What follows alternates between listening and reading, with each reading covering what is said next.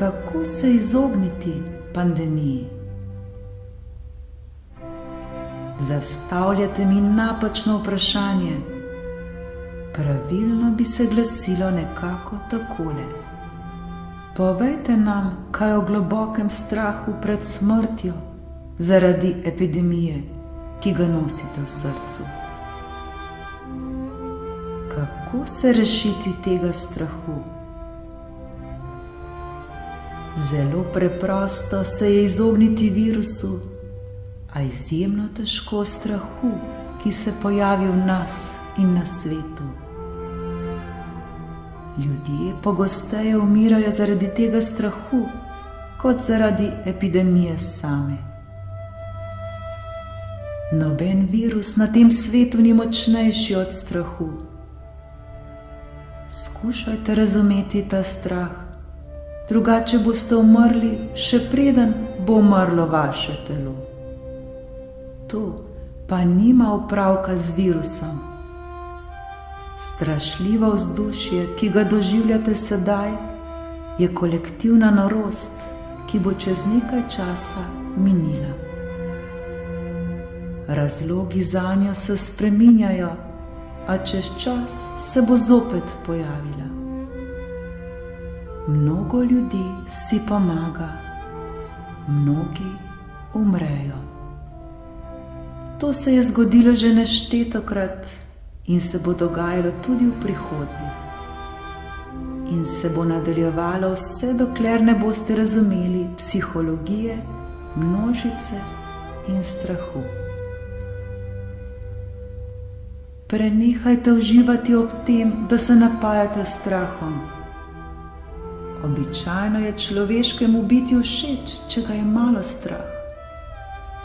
Če temu ne bi bilo tako, zakaj bi si v kinih ogledovali tovrstne filme? Razumevanje samega bistva dogajanja v sebi brez razumevanja psihologije strahu ni mogoče.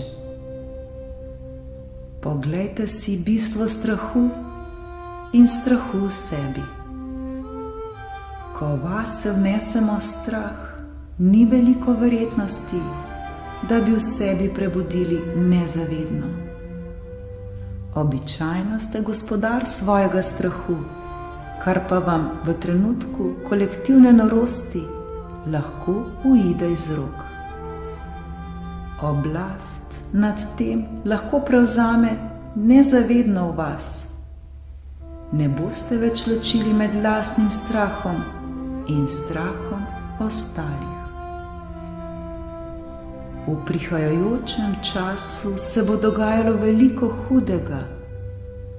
Mnogo ljudi si bo samo vzelo življenje, mnogo jih bodo ubili drugi.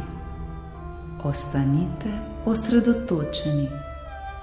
Ne zanašajte se na noben video ali novice, ki vam prinašajo strah.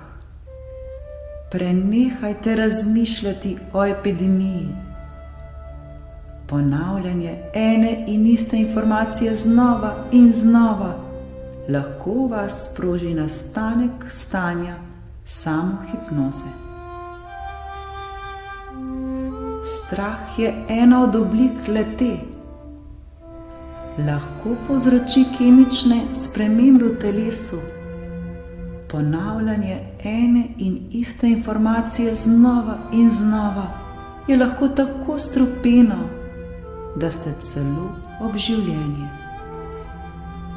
V svetu se dogaja tudi veliko drugih stvari. Preusmerite pozornost nanje. Meditacija postane zaščitna avra vsem iskalcem dobrega, ki negativni energiji ne dovolijo vstopiti vase. V tem trenutku je postala energija sveta nerazumska, zato lahko vsak trenutek padete v to črno luknjo. S sedenjem v čolnu meditacije se lahko temu izognete. Vse, dokler ne pride smrt in se nima smisla bati neizogibnega.